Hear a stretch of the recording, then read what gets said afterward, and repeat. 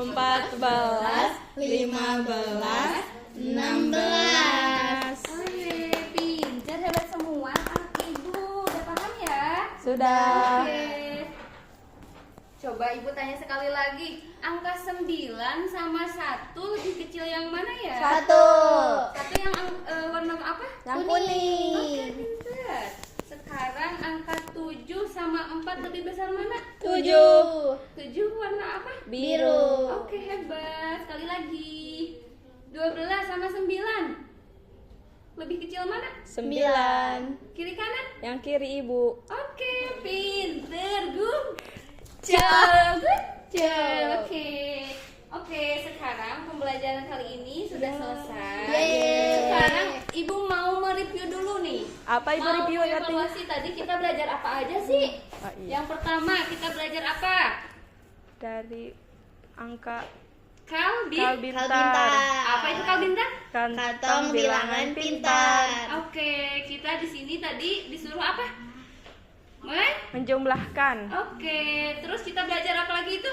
Menyocokkan. Oke, terus kita belajar perbandingan angka Angka kecil kecil dan dan angka besar. besar. Oke, hebat sekali anak-anak ibu.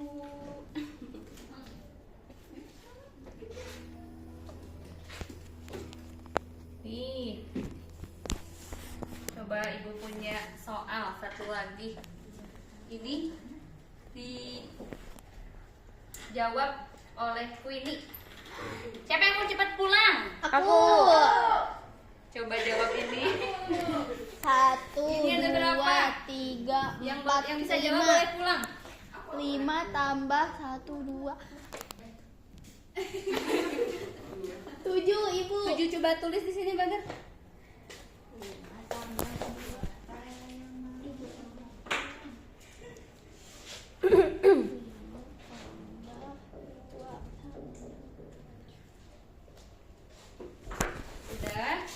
Sudah. Nah, berarti tinggal Sumaya. Ini Sumaya apa?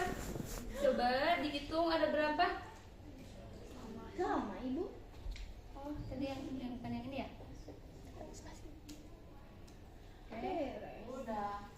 Aku Oke, Ini satu lagi belum Sumaya. Kan yang banyak tadi banget. Iya, kan sekarang ini tadi kan dijawabnya bareng-bareng. Sekarang sendiri. Ayo berapa itu? Aku tulis di depan bu. Iya, coba.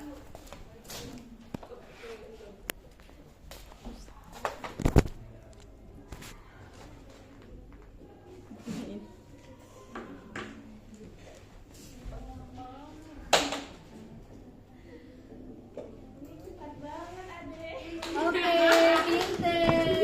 12 Senang dia mah nyontek ke situ. Kita belajar lagi ya. Oke, sekarang pelajarannya udah selesai. Yeay. Siapa yang mau pulang? Aku. Duduk siap. Siap. Sekarang baca wal asri dipimpin oleh KM-nya siapa? Aku. Maya. Oke, Maya. Boleh ya. Sebelum pulang mari kita baca doa mulai.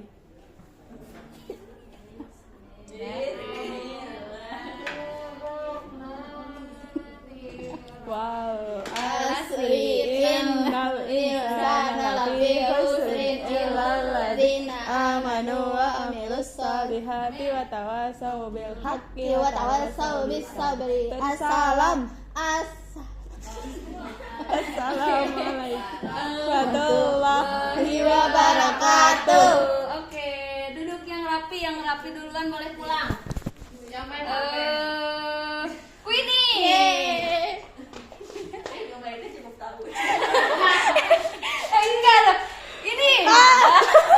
Kan di bawah tuh Lana. Dadah Maya. Pulang. Dadah. Kamu mau main FM. Main ML. Oke, Maya. Oh, di depan banyak.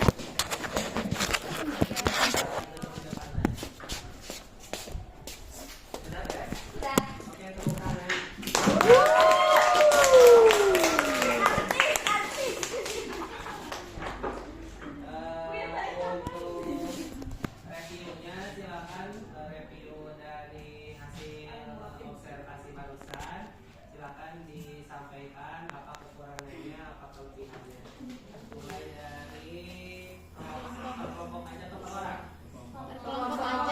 satu. Kelompok 1, silakan.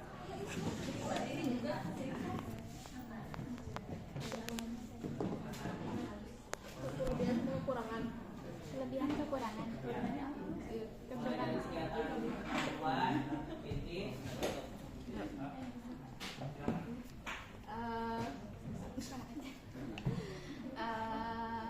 Dari kelompok 2 untuk kelebihannya mungkin Sambil duduk aja.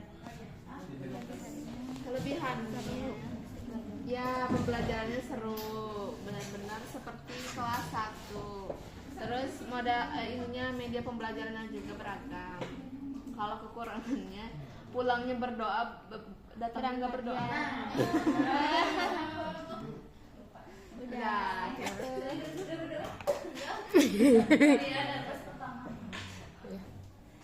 udah itu aja. Oke, makasih. Dari kelompok 3 kelebihannya bagus. Anak-anaknya nggak tantrum ya. IQ-nya superior itu aja, gurunya tuh sabar. Cuman kan anak kelas 1 biasanya ada ice breaking ya, cuma di awal gitu. Ya udah itu aja. Kekurangan. Iya. Tadi kan jelasin kekurangan Kalau dari kelompok 4 kelebihannya entah itu dari kegiatan awal, inti atau tutup bagus ya. Jadi si gurunya tuh kayak mengayomi dan mengajak anak-anak supaya lebih aktif gitu di kelas ya. Aku sih sedikit aja dari bagian penutupnya, rangkuman dari keseluruhan materinya belum terlalu jelas karena boleh tuh sama tadi ya sedikit. Kalau Ruby satu balik kita mau kapok kita pulang lagi ya. Itu aja weh. Kelompok saya. Udah. 5. Lima siapa kelompok 5? Wawa. Bukan 3. Ija, kelompok berapa? Udah kelompok 4. Kelompok 5, Hasan. Agil. Oh ya maaf. Yusuf. Yusuf. Silakan, Jo. Kalau menurut aku sih Yes. yang bagian mungkin yang apa yang pertama mungkin sama seperti tadi sampaikan bilang Kontak apa? pertama segala sesuatu utamakan doanya. Media pelajaran yang sangat menarik itu harapan bahwa ini diterapkan di sekolah gitu.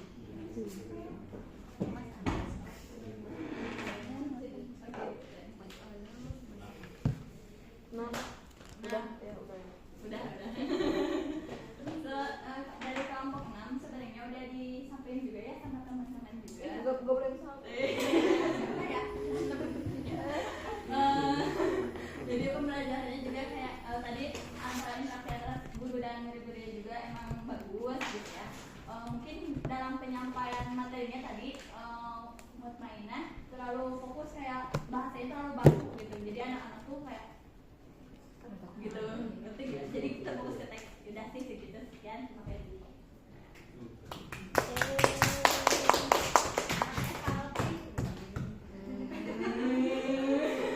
Ucum Uin forever. Palepel. Ujung nangis benar-benar ya. Ujung sekarang boleh beres. Ada lagi yang mau memberikan reviewnya? Udah cukup. Review dari saya ya. Bismillahirrahmanirrahim. Assalamualaikum warahmatullahi wabarakatuh. Waalaikumsalam warahmatullahi wabarakatuh. Alhamdulillah hari ini kita di kelas dua tiga iya. Dua-duai. Bisa melaksanakan simulasi pembelajaran di mana simulasi pembelajaran ini merupakan tahapan belajar untuk mempersiapkan para calon guru gitu ya. Meskipun cita-cita kalian ada yang jadi guru ada yang enggak gitu ya. tapi setidaknya dari lulusan prodi pendidikan gitu ya harus memiliki kompetensi, yaitu kompetensi pembelajaran di dalam mengajar gitu ya. Di sini tadi teman-teman sudah diberikan nomor observasi untuk mengetahui kelemahan ataupun kelebihan yang kita miliki gitu ya, meskipun di sini simulasinya menjadi gurunya tidak perorangan gitu ya, tidak bergiliran perorangan, tetapi diwakili oleh satu kelompok, satu orang guru gitu ya. Tapi alhamdulillah secara keseluruhan pelaksanaan simulasi pembelajarannya berjalan dengan solid gitu ya, kerjasama kompak sekali gitu ya. Namun di sisi lain di sini berdasarkan pengamatan selama tadi dari awal sampai dengan akhir gitu ya, ada beberapa hal yang perlu saya sampaikan gitu ya, perlu diluruskan supaya tidak menyesatkan gitu ya nanti ke depannya. Tadi di kegiatan awal guru tidak nampak mengkondisikan siswa gitu ya. Seharusnya untuk memulai pembelajaran, mau pembelajaran pertama mau pembelajaran kedua, pengkondisian siswa itu harus ada gitu ya. Untuk apa? Untuk menyiapkan siswa supaya siap untuk belajar. Bisi aya anu keur ngalamun keneh, bisi aya anu keur ngobrol keneh gitu ya. Disiapkan, dikondisikan sama gurunya, posisi duduknya harus bagaimana gitu ya. Pandangannya harus bagaimana, telinganya harus kemana gitu ya. Dikondisikan dulu sebelum berdoa gitu ya. Disiapkan fisik dan mental si anak untuk siap belajar. Itu yang pertama. Kemudian yang kedua, memberikan motivasi kepada anak gitu ya. Memberikan motivasi baik itu bisa dilakukan menggunakan nyanyian, bisa menggunakan ice breaking gitu ya di awal, supaya siswa yang misalnya yang tadinya misalnya berangkat dari rumahnya itu dimarahin sama orang tuanya dalam keadaan bad mood berangkat ke sekolah, tapi gara-gara ibu gurunya memberikan motivasi, memberikan semangat gitu ya, yang awalnya bad mood menjadi semangat gitu ya. Itu di awal pembelajaran. Jadi pengkondisian, kemudian memberikan semangat, kemudian jangan lupa mengecek kehadirannya gitu ya. Tadi ngecek absen tuh, absen ada lewat ya, mengecek kehadiran. Kemudian berikutnya menyampaikan tujuan pembelajaran. Tujuan pembelajaran wajib disampaikan kepada siswa. Tadi tidak terlihat ya menyampaikan tujuan pembelajaran. Terus kenapa kita harus mempelajari materi ini, manfaatnya jangan naon di kehidupan sehari-hari, harus ada itu ya. Jadi si siswa itu mempunyai keinginan gitu bahwa dengan mempelajari ini itu materi ini di dalam kehidupan sehari-harinya bahwa ada manfaatnya loh, misalnya untuk membantu ibu, membantu ayah misalnya di dalam menghitung apa gitu di rumah, benda yang ada di rumah ataupun apapun itu ya. Kemudian itu untuk di kegiatan awal. Kemudian untuk kegiatan inti, saya rasa di kegiatan intinya terlihatnya itu apa, kayak bolak-balik gitu ya.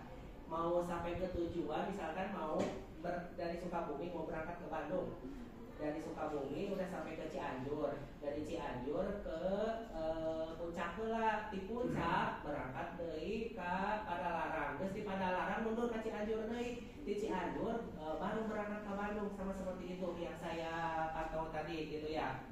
Jadi untuk mencapai ke tujuannya itu masih belibet gitu ya tadi itu. Kemudian untuk materi yang disampaikan harus sesuai dengan TP yang tertulis di RPP. TP-nya apa? Kalau TP-nya mengenai penjumlahan, berarti materi yang disampaikannya juga harus fokus penjumlahan saja. Penjumlahan di kelas 1 mau penjumlahan berapa digit nih? Apakah mau penjumlahan 2 digit, 1 digit, atau berapa digit? Tidak boleh acak-acakan. Misalnya 5 tambah 8 misalnya. Penjumlahan 2 angka saja. Tidak boleh campur dengan penjumlahan 3 angka, penjumlahan 5 angka, penjumlahan 8 angka. Jangan terlalu banyak. Kalau mau fokus penjumlahan 2 angka, udah 2 angka saja gitu.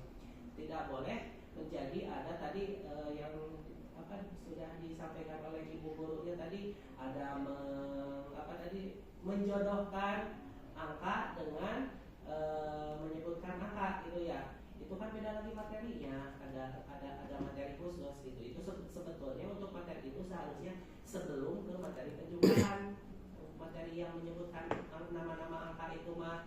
Kemudian ada yang mengurutkan tadi, itu kalau mengurutkan bukan materi penjumlahan gitu ya. Ada lagi materinya mengurutkan bilangan. Jadi jangan dicampur-campur. Kalau mau mengajarkan penjumlahan, udah fokus aja penjumlahan. Kita saja misalnya kalau di sini dewasa misalnya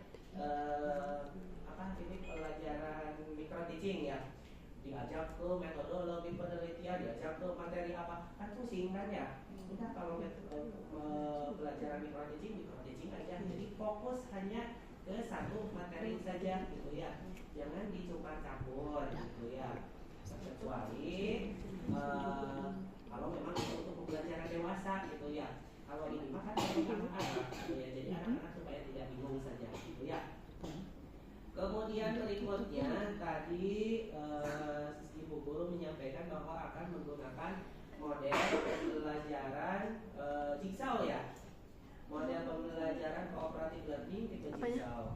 Tapi tidak nampak siswa antar kelompok yang menyampaikan, yang menjadi tutor sebayanya. Kan kalau jigsaw itu harus ada yang menjadi tutor sebayanya gitu ya. Misalnya tadi oleh ibu guru udah dikasih materi, kemudian berikutnya LKS, lebar kerja siswa, baik itu LKS-nya yang praktek di papan tulis. Kemudian berikutnya ketika siswa yang sudah paham disuruh menyebar ke berbagai kelompok yang lain untuk menjadi tutor sebaya. Dengan cara apa? Dikasih, kalau kelas 1 mah belum bisa bikin soal sendiri kan ya, ibu gurunya memberikan fasilitas berupa misalnya gambar gambar apel, gambar jeruk, untuk diajarkan kepada teman-temannya. Jadi jigsawnya belum kelihatan ya tadi gitu. Kemudian untuk penggunaan media bagus ya, di sini kelompok ini sudah bisa merepresentasikan penggunaan media untuk materi pelajaran penjumlahan. Tepuk tangan. Untuk medianya sudah bagus. Kemudian untuk kegiatan akhir, ibu guru belum menyimpulkan apa yang dipelajari hari ini, gitu ya. Kalau evaluasi tadi udah ada ya evaluasinya. Cuma di kegiatan akhirnya kesimpulannya apa yang dipelajari belum disampaikan. Kemudian berikutnya di sini untuk pakaian sudah sesuai seperti sebagaimana seorang guru. Kemudian ekspresi wajah sudah cukup. Kemudian ekspresi gerak tubuh. Kemudian bahasa. Untuk bahasa di dalam kegiatan belajar mengajar itu diharuskannya memang menggunakan bahasa baku. Harus menggunakan bahasa baku, tidak boleh menggunakan kata yang diakhiri dengan i, menceramahi gitu ya.